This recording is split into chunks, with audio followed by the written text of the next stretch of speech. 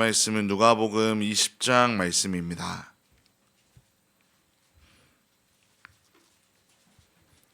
누가복음 20장 9절부터 18절까지 말씀을 저와 성도님들이 한 절씩 교독하고 마지막 18절은 함께 읽도록 하겠습니다.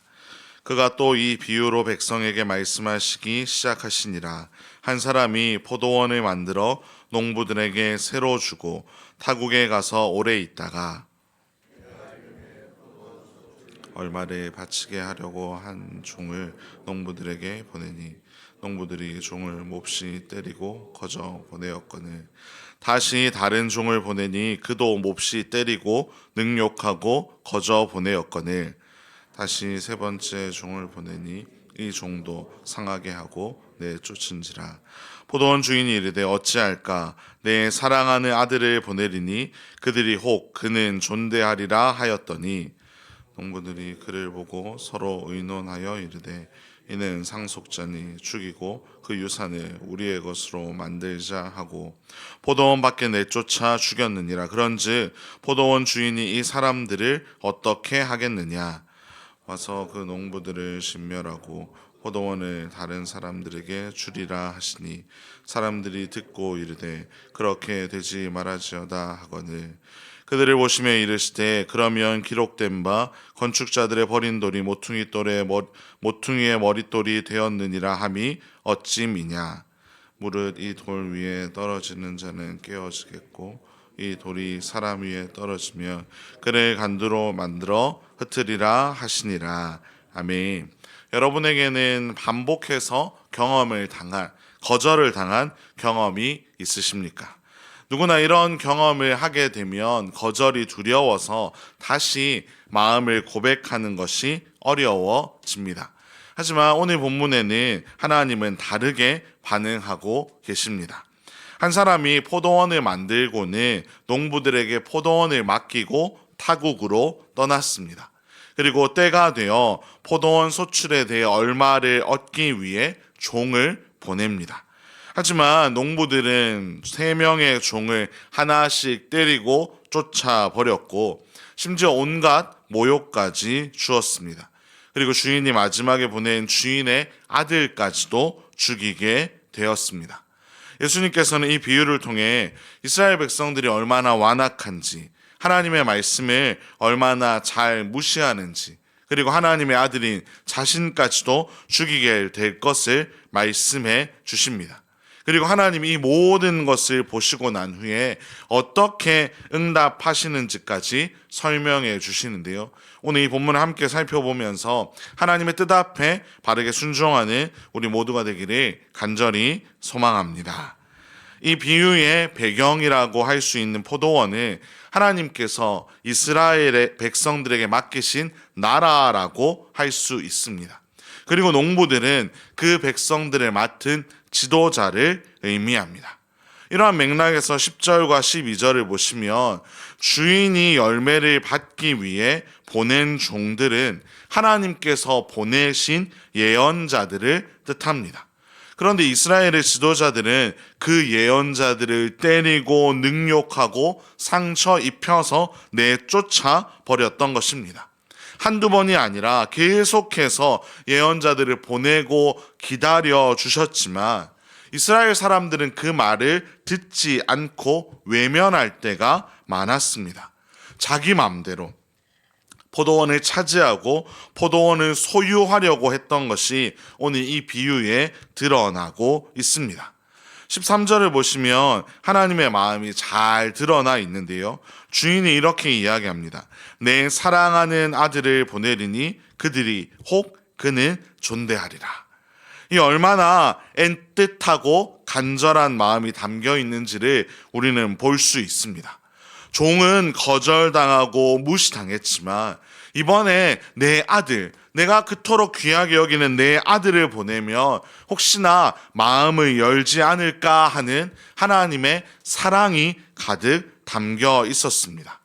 하나님께서는 우리를 포기하지 않으시고 우리에게 하나님의 아들 예수 그리스도를 보내어 주셨습니다. 자신에게 가장 귀한 존재이며 가장 사랑하는 아들을 우리를 위해 내어 주신 겁니다. 하지만 14절, 15절에서 농부들은 아들을 보고 이렇게 이야기합니다. 이는 상속자니 죽이고 그 유산을 우리의 것으로 만들자. 그들은 하나님께서 맡기신 것을 자신들의 것으로 삼으려고 했습니다. 하나님보다, 예수님보다 내 유익, 내 권위, 내 욕심을 더 중요하게 여기며 살아간 것입니다. 그 결과 아들은 포도원 밖으로 끌려나가 죽임을 당하는데요. 이것이 바로 예수님의 십자가를 드러내 줍니다. 예수님이 당할 고난과 죽음을 미리 예수님은 이 비유를 통해 드러내 주신 겁니다. 왜냐? 지금도 나를 미워하고 시기하는 사람들에게 그래도 회개하고 돌아올 수 있는 기회를 하나님은 주고 싶었기 때문입니다. 그래서 16절에 명확하게 한 번 더 경고하십니다. 포도원 주인이 와서 그 농부들을 진멸하고 포도원을 다른 사람들에게 주리라. 오래 참으시는 하나님의 기다림 앞에서도 끝까지 하나님을 경험하고 거절하고 예수님을 거절하는 이들에게는 결국 심판이 임할 수밖에 없습니다. 그리고 거기서 끝나는 것이 아니라 예수님은 시편 118편을 인용해서 말씀하십니다. 건축자들의 버린 돌이 모퉁이의 머릿돌이 되었느니라.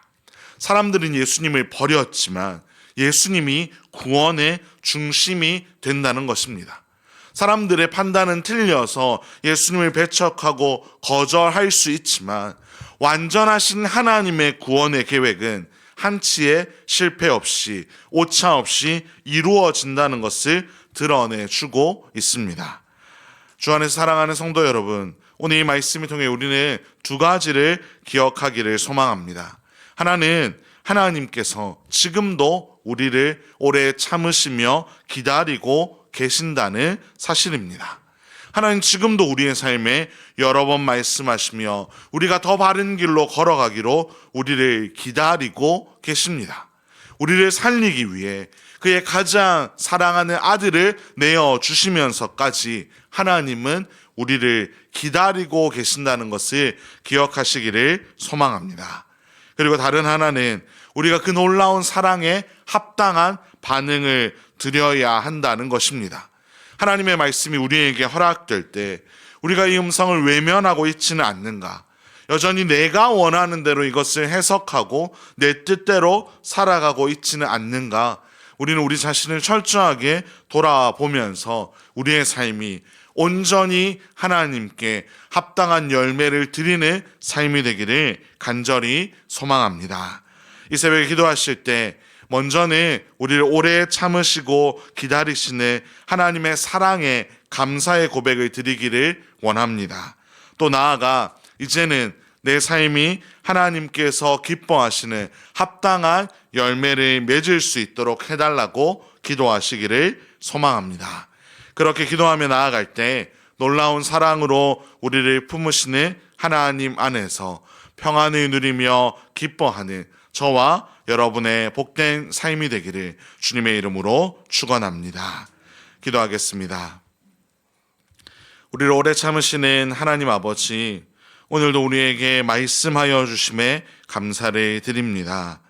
종들을 보내셨고 아들까지 보내어 주신 하나님의 사랑 앞에 우리의 완악했던 마음들을 돌아봅니다. 하나님, 우리를 긍휼히 여겨 주시옵소서. 말씀을 듣지 않고 내 생각을 내세우며 이런저런 핑계를 대며 하나님을 외면했던 우리를 용서하여 주시옵소서.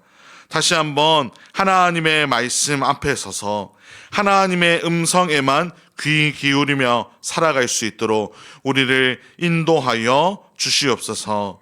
하나님, 우리가 다시 한번 하나님의 뜻 앞에 돌아서서 우리의 삶을 드리며 나아갈 때 하나님, 우리의 삶에 하나님께서 기뻐하시는 풍성한 열매들이 가득 맺혀지게 하여 주시옵소서. 이 모든 말씀 우리 주 예수 그리스도의 이름으로 기도합니다. 아멘.